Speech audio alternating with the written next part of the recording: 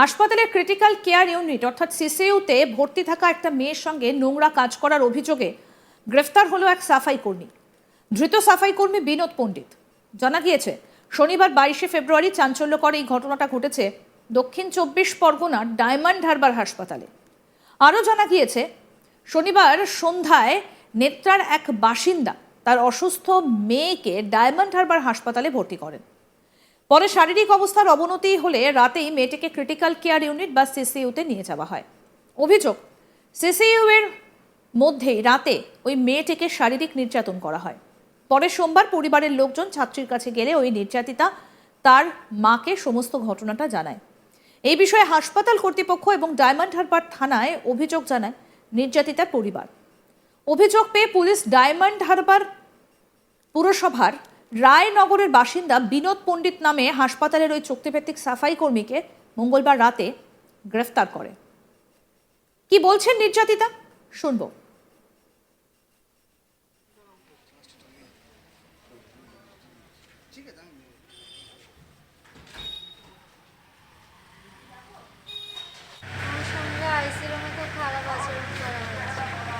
কারা করলো? কারা বলতে তোমার যারা ওখানে কাজ করে কর্মচারীরা। পুরুষ না মহিলা? পুরুষ। কজন ছিল? দুইজন ছিল, আমি একজনকে চিনতে পারিনি, একজনকে পুরোভাবে মনে আছে। কি করেছিল? এমনি সবুজ ড্রেস পরেছিল। তুমি তখন কোথায় ছিলে? আমি বেডে শুয়েছিলাম। কি বলছিল? এসে তখন আমার সঙ্গে তখন যখনই ডাকে তখন আমার হাত দিয়ে ডাকে, এরকম ভাবে করা হয়। ওরাই ডাকে? হ্যাঁ। এটা কটার সময় হয়েছে? রাতে? যখন শনিবার আমার 10টা নাগাদ আইসিইউমে ঢোকাই তখনই প্রথম দিন এরকম হলো। দ্বিতীয় দিন রবিবার দিন এরকম ফের আবার শুরু করে, আবার এরকম বেশ তখন সকাল থেকে বিকাল অবধি যখনই থাকবো আমি। ওই একই লোক? হ্যাঁ, একই লোক।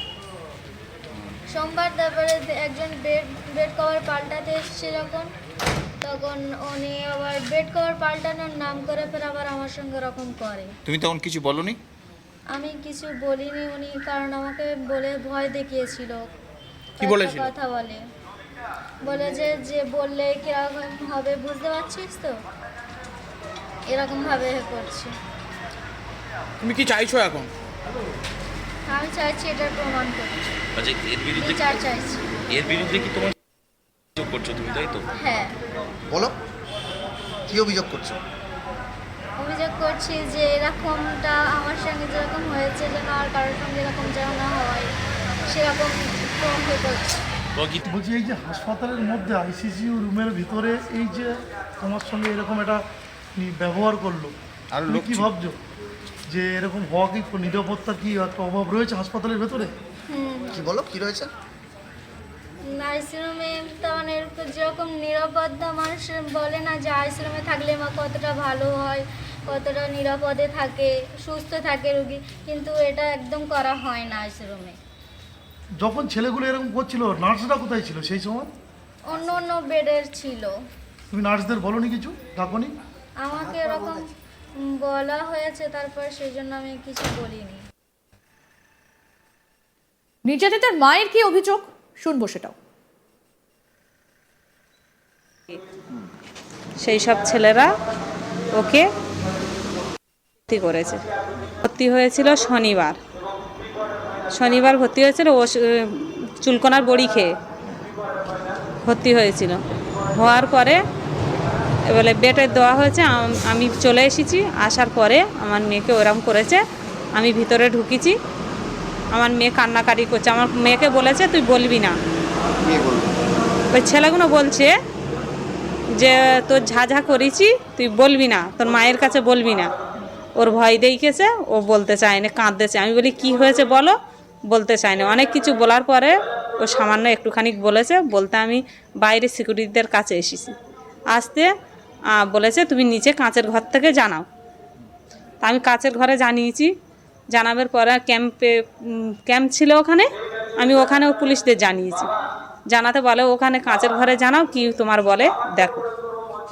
বলতে আমি ওখানে জানাবের পরে আমার ওখান থেকে ফোন করেছে আইসি রুমে ডাক্তারবাবুর কাছে। ডাক্তারবাবু তারপরে নার্সের মেয়েরা আমার ডাকলো যে আমাকে ডেকে বলছে তুমি নিচেই কেন জানালে, কে তোমার জানাতে দিয়েছে, এই হুকুমটা তোমার কে দিয়েছে? আমি বলি আমার মেয়ের ওপর অত্যাচার করেছে, আমি তাই কারণ জানি। বলে আমাদের কেন জানাওনি, তুমি নিচে গেলে কেন? হ্যাঁ, তা তোমার কি প্রবলেম হচ্ছে? আমি বলি আমি আইসি রুমে থেকে রাখবো না, আর মেয়েকে ছুটি নেবো। তা বলে ডাক্তারবাবুর সঙ্গে কথা বলো। তা আমি ডাক্তারবাবুর সঙ্গে কথা বললাম, বলে ঠিক আছে, আপনার মেয়েকে ছুটি নেবে? আমি বলি হ্যাঁ। বলে তাহলে তুমি নিজের ইচ্ছায় ছুটি নিচ্ছ। আমি বলি হ্যাঁ, আমার মেয়েকে ছুটি দাও। বলে ও থাক, ওর পোশাক আনো। তা আমি বলি আমি ওর সাথে করে নিয়ে পোশাক আনতে যাবো, আমি আর এখানে রাখবো না। বলে ওরকমভাবে হয় না, আমাদের পোশাক পরা আছে এখানে ভিতরে। ডাক্তারবাবু বলছে যে এখানে আমাদের পোশাকটা খুলে দিন, দিয়ে তারপরে তুমি বাড়িতে পোশাক আনো, এখন আপাতত ছিটকি দিই। আমি বলি না, কবে হয়েছে? এটা হয়েছে সোমবার দিন, সোমবার ছুটির দিন। ছুটির দিন তারপরে একটা নার্সের মেয়ে বলতেছে ডাক্তারবাবু কিচ্ছু হবে না তোমার ওপর। বলে কি হবে, কিচ্ছু হবে না, যা ঘটনা তো ঘটে গেছে। কি করেছে? ওর করেছে, তার করেছে, আর কোথায় না। এইটা নিয়ে কতজনের নামে কমপ্লেন করেছে জানেন? কার নামে কমপ্লেন করেছে? না, নামটা আমি জানি না। কতজনের নামে কমপ্লেন করেছে? হ্যাঁ, যেগুলো নার্সের মেয়ে 3টে ছিল, 3টে ছেলে ছিল, ওদের জন্যে করেছি। ডাক্তারবাবু এইটা সই দিয়েছে বলে ডাক্তারবাবুরও জন্য পেতে হবে। এই যারা যে করেছে তাকে কি অ্যারেস্ট করেছে পুলিশ? হ্যাঁ, একজন আর হয়েছে, এখন একজন বাকি আছে, সিস্টারের মেয়েগুলোও বাকি আছে। আপনি কি চাইছেন এখন?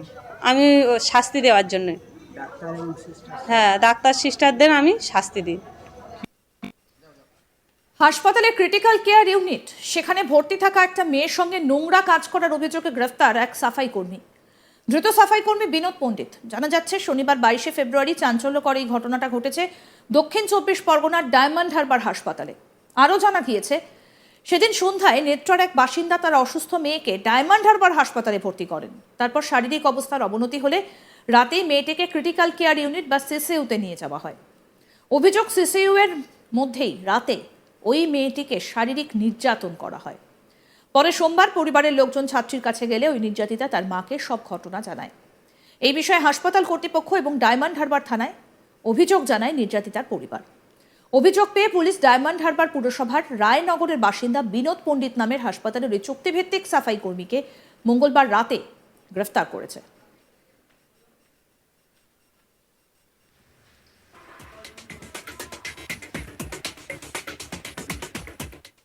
আরও আপডেট পেতে দেখতে থাকুন আজ তাক বাংলা। সাবস্ক্রাইব করুন, নোটিফিকেশন পেতে বেল বাটন অপশন প্রেস করুন, হোয়াটসঅ্যাপে ফলো করুন আজ তাক বাংলা। ভিডিওটা লাইক করুন, শেয়ার করুন, কমেন্ট করুন।